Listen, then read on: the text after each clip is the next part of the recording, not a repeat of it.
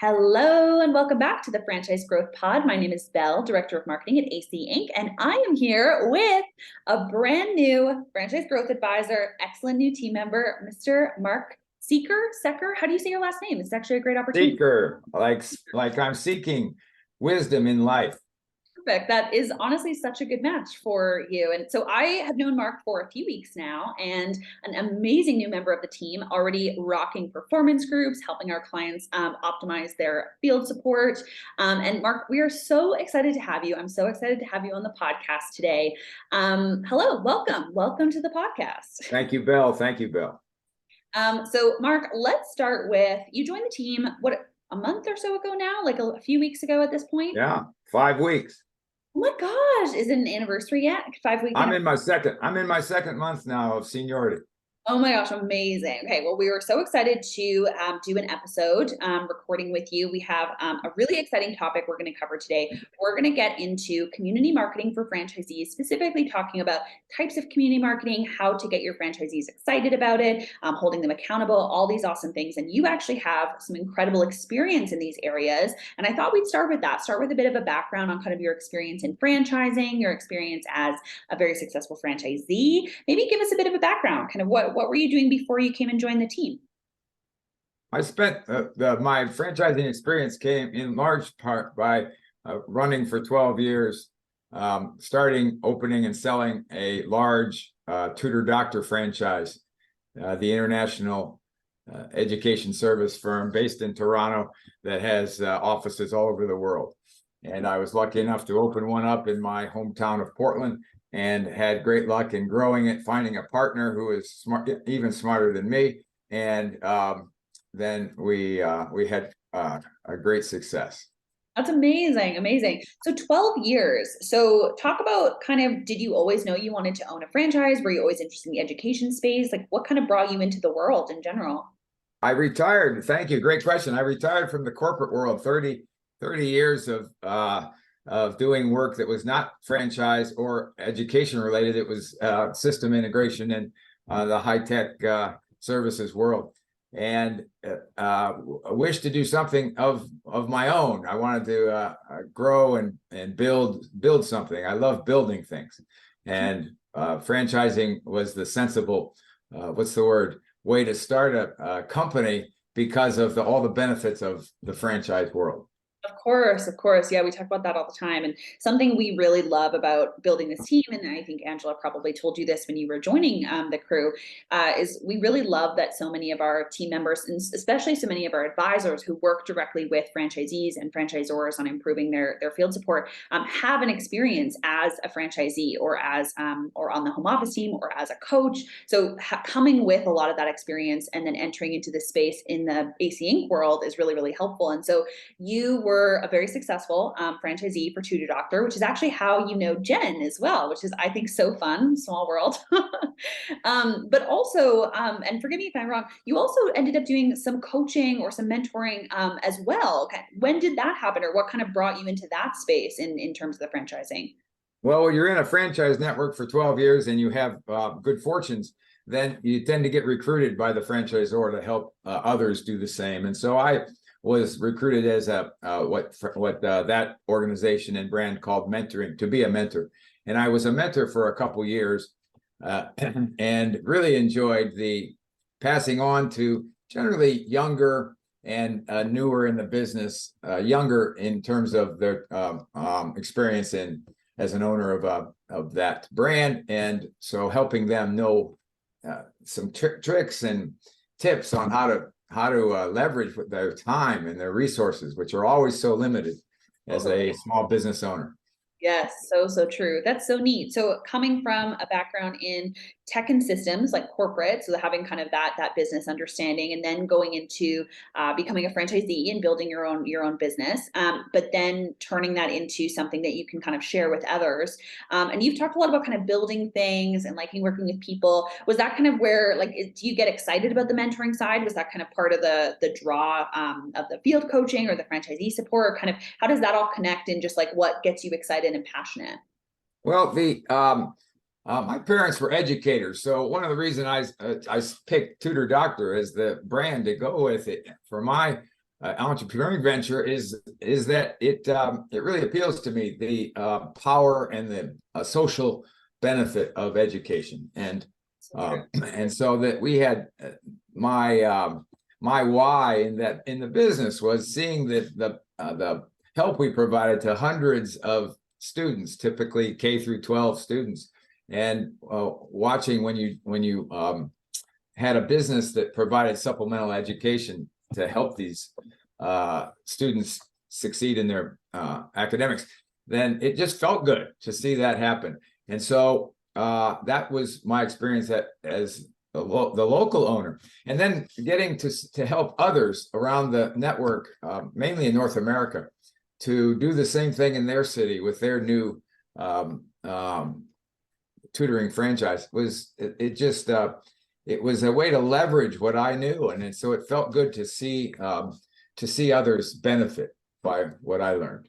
So incredible. Yeah. And I think that's a very common thread of what gets people excited about the franchising space in general is exactly what you were just saying, is the desire to kind of create something that is so powerful and so impactful locally, and have that be able to scale and build and have more and more people able to do that in their communities. And again, being able to leverage your skills and helping others do the same as what you did is so powerful as well. And definitely a key to wanting to enter into the coaching space for sure. And then Mark, I want to make sure everyone kind of gets to know you a little bit on a personal level as well. And actually, Mark and I just talked a little bit before we hopped officially onto the recording. First of all, he fixed his mic situation. So that was a really successful, that was like systems techie. I was like, that was pretty solid. So we had a little bit of some tech system stuff that we dealt with. But then we also had some interesting conversations about just kind of what you like to do on the weekends. And you had a really great thing you mentioned in a team call a while ago, where you talked about like the measure of success that you see kind of in your life is how often you can spend outside in the fresh air. And I just thought that was such a cool, I very much resonate. I love being outside as well. And you are in such a great spot to do that. But talk a little bit about what you like to do outdoors and stuff, because you have done so many cool activities, even in just the past few weeks that you've been sharing with us.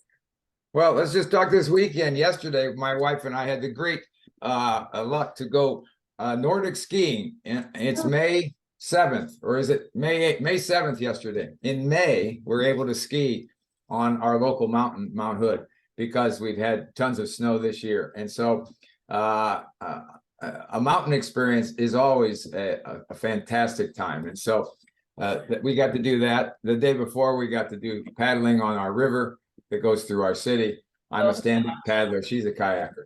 And then we hiked in the local state park the same day. So I don't have the app yet. I'm looking for the app that tracks the amount of hours I have outside with no ceiling above my head. That's the goal. I measure my life in part on how many hours I get like that. So cool.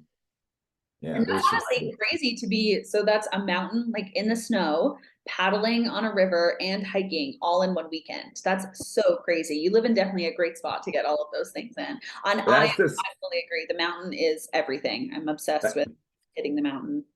It was a scrapbook weekend for outdoors enthusiasts like the people that live here.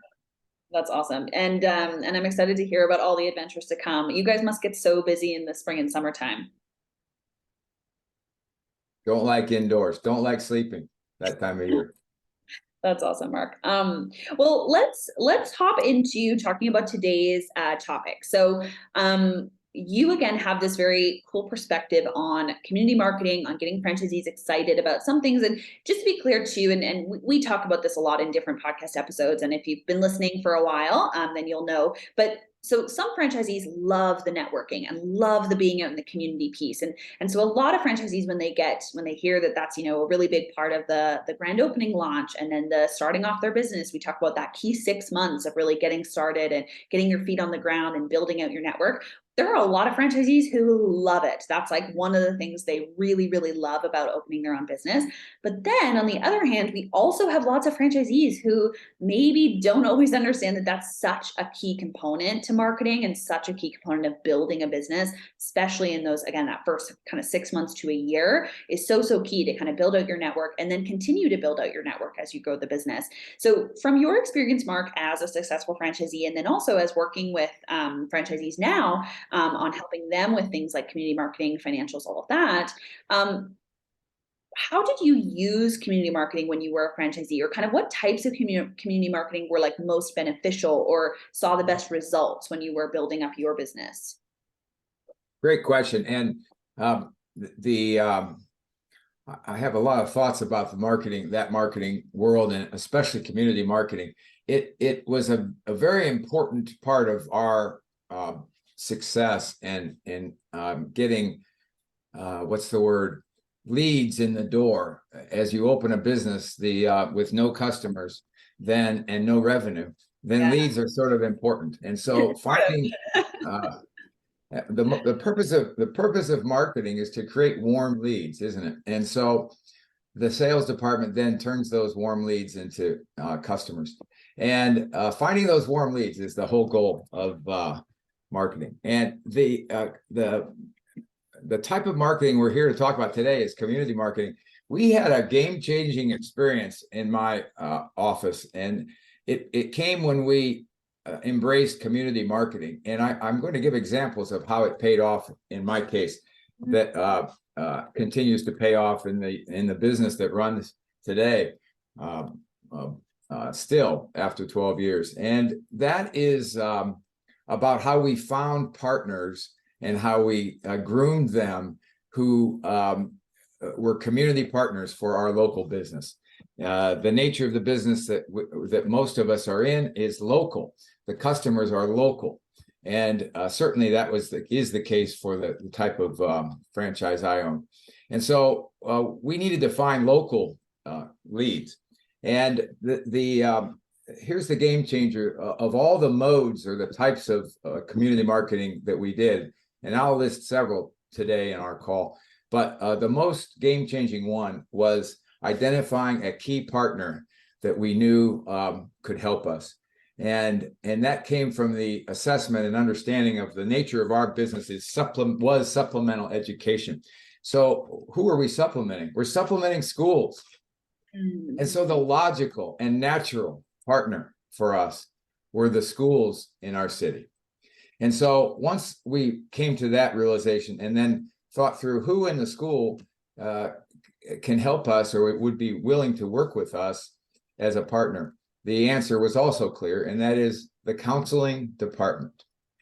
And so we made a point, and the initiative we embraced was to go meet the counseling departments at the schools we considered the most important local schools. And as we did that and introduced ourselves in various ways, we made ourselves known. In some cases, we weren't very welcome. In other cases, we were. The result was that they came to trust us when they saw what happened after they took the leap of faith and gave a student or recommended our service to a student, and they saw the results. It only takes the first time that happens, and then from then on, we're an endorsed service to a trusted community player called the schools, and that then lives on forever, which is the key benefit of community marketing, is that people are marketing for you now when you're sleeping. Oh my gosh, so true. And so the schools continue. We have about a dozen schools that continue to this day sending warm leads. They say call Tutor Doctor, and they'll come and they'll help you, and they'll assess your student, and they'll give recommendations. And that those partners they just filled our our pipeline, and continue to be a significant provider of leads. So valuable. And that's such a great, like, tangible example of the value and the benefit of community marketing. Is it does those connections are exactly what you're saying. It's kind of like when people make like automated pipelines and stuff, where there's ads going out, and then there's something that follows up, and it gets, so all of that is what I think people think of as kind of this automated marketing. But community marketing is that it's ongoing, it's automated in the way that you don't constantly need to be putting out that connection. It's one connection can sometimes lead to 1,000 more. And again, while you're sleeping, like it's something that exists ongoing, and that's so powerful. And so again, it's a reason why that specific type of marketing is so impactful as a franchisee. And you talked a lot about that local side. So I think that is just such a key benefit. And I'm curious, we had a bit of a discussion even before this on just getting into kind of some more of the benefits of community marketing, because as a coach working with franchisees, part of what you're trying to, especially franchisees who maybe are a little bit more nervous about getting out in the community, or maybe have some reservations about it, being able to really show and provide like tangible, credible results and examples like that, those benefits can help a lot with sometimes that mindset shift of, oh, this is how this is going to be valuable to me and my business. Is there anything else? I love the key partner. I think that, and the creating warm leads while you're sleeping, I think that's great. Is there anything else that you want to kind of touch on as a key benefit of the community marketing that would just help sometimes a franchisee who's struggling really understand the value? For sure. For one, the a critical and beautiful benefit of local community marketing is that it's local. And so, meaning that the person you're going to greet and meet is another local resident. They're a citizen. They're a business owner. They are a neighbor. And so the benefit and the strength of that is that if any competitor of your business is not local, they can't do it. And so you immediately stand apart from all competitors who could not, and most, by the way, many will not, even if they are local, they won't do community marketing. If you do any amount of it, you'll stand apart, and you'll become preferred. When a buyer of a service or product can buy something locally and everything else is the same, they'll buy it from you locally before they'll buy it from an out of town or a digital source. Well, and that totally makes sense too, because that, as you said, like when everything kind of also, and of course, every brand kind of has some differences, but a lot of times, a lot of solutions are pretty similar. And so being able to think not just that you're getting even, like tutoring or supplemental education, but to think, oh, but I'm getting it from Mark. Like I'm going to go talk to Mark and make sure that I'm getting my student set up, or my kids set up or whatever, but it feels like you're buying directly from a person who you actually genuinely like and connect with, versus, as you said, some sort of digital offering or someone who is not local, who is not that like owner deep in the community that they have a connection with. So I love that. I think that's a really, really key benefit. Two more benefits of local community marketing. Here they are. One is the partner or the other person that you engage in community marketing will do a better job marketing you than you will. And the reason that is because they're not viewed as biased and partial. They're not the owner or the company talking. They're a third party. And the third party, of course, is more, trustworthy, and they're unbiased, and they come with a testimonial. Yeah. And you can't give your own testimonials. So anyway, that's point one, is that they're better at marketing than you are. And the second thing that community marketing does, I think, better than any other kind of marketing, is it has the highest quality.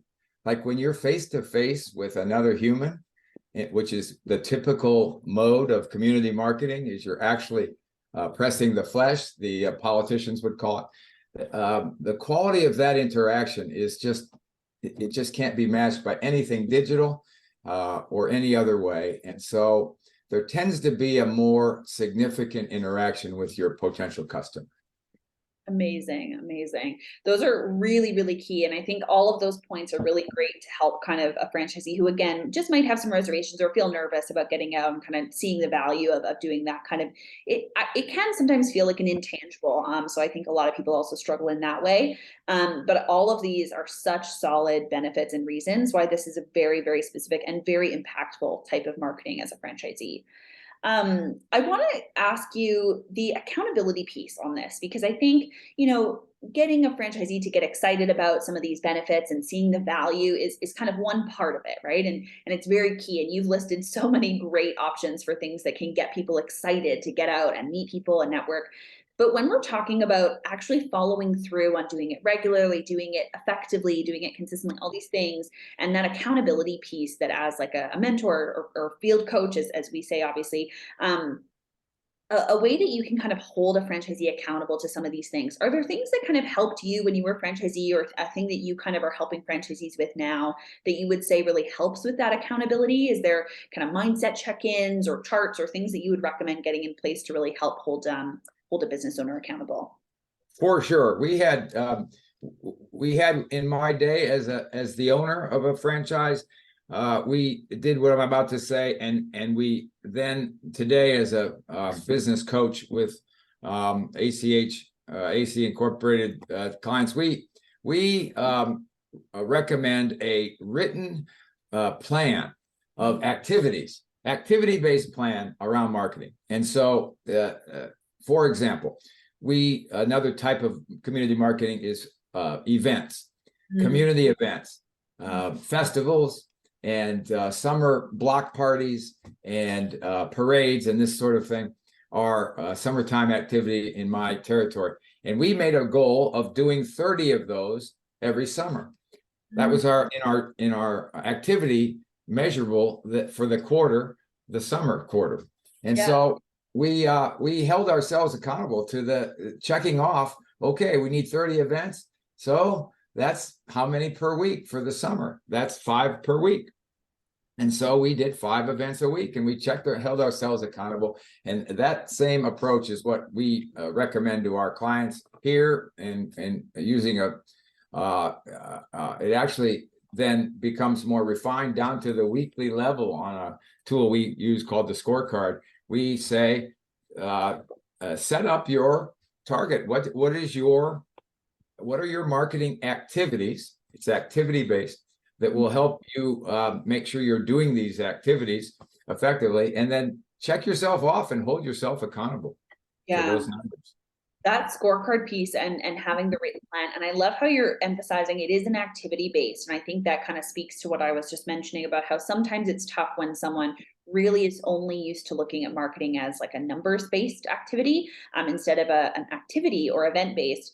And I think that's a really key mindset shift, and something where when you see it, and you guys work with franchisees very one-on-one as well as in group coaching, of course, but you guys get to work with franchisees on what activities are going to make a difference in their communities and with their specific concepts. So it's not even always that it's going to be that you have to be a part of a summer event, right? Summer events are great, and they work for a lot of concepts, but being able to figure out kind of what activities are going to move the needle the most, and then tracking those specifically, and being able to see, okay, well, how many cards did we hand out? How many, phone calls did we get in the following weeks? All those kinds of things, being able to track that back to specific actions helps so much with that mindset of, okay, this is valuable. Here's how we can track how effective this is, which is what a lot of franchisees, I think, are looking for in that type of marketing. So that is so helpful, Mark. Is there anything else you want to touch on before we kind of finish up for today? I have so many key takeaways already. This has been awesome. Well, the just a few other channels of community marketing that should be in the bucket of to choose from include joining and attending local business associations. So neighborhood associations, or even better, are business associations that would operate in the same physical geography that your business wishes to operate. Joining those. Signage is the other area of local community marketing that is has various forms. A logoed car, or a wrapped car is very common. That's something we did. Super beneficial and seen everywhere as we drive. Yard signs were a big part of our business, and so we made goals. We'd order the yard signs by the 100, and we had a goal to get them all out in 2 weeks. And so it wasn't hard to count. Did you get 100 yard signs placed or not? And then the last kind of signage, just to recommend, is logo wear. As a business owner, I made sure that my logoed shirts, I never left the house without one. I mean, everywhere I went, business and personal, I had a logoed shirt and my logoed car. And so that's community marketing that's going on without even talking. Yeah, that's actually a really good point, is that it doesn't even necessarily need to be a one-on-one conversation every single time. There's actually lots of different ways to do it. I love the logoed shirt. I've heard a lot. The wrap car is a pretty common one that's very, very helpful and effective. But I love the logoed shirt idea. That's really, really smart as well. Because again, it's speaking for you without even necessarily needing to be bringing up your business to every single person. It's doing part of that for you. So I love that. That's a great one. Logoed stickers for our laptops on the back of the laptop. And we sat in the coffee shop doing work just to get out of the house. I want to make sure the person looking at this laptop knows who I work for. Yeah, I love that. I love all the different merch and being able to kind of just bring that into the community and have your friends have the stickers and all these kinds of things. It's doing part of that community marketing for you. I think that's a really, really valuable tip.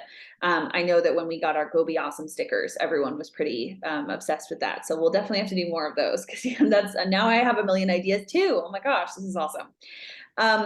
Mark, this has been such a great episode. We got to kind of get to know you a little bit. We're so excited to have you a part of the team. You just bring so much value, so much great perspective and experience. And we're just, yeah, we're so excited to have you on the AC team. And for anyone listening, if you want to get in touch with Mark, you can head to LinkedIn. Or if you want to get in touch with our team, just to learn more about getting more franchisee support, franchisee coaching, franchisee group coaching is something that Mark does a lot of work on right now, which is awesome. You can reach us at angelacote.com/contact. Just fill in the form and you'll get on an initial call with Stephen and just get to know some of the options available to you to work with the team. And I think that's it. I think we're done for the day, Mark. Nice work on your first podcast. Thank you, Belle. Thanks for having me and teaching me how. We'll definitely be having you back. Okay, thank you everyone so much for listening and go be awesome.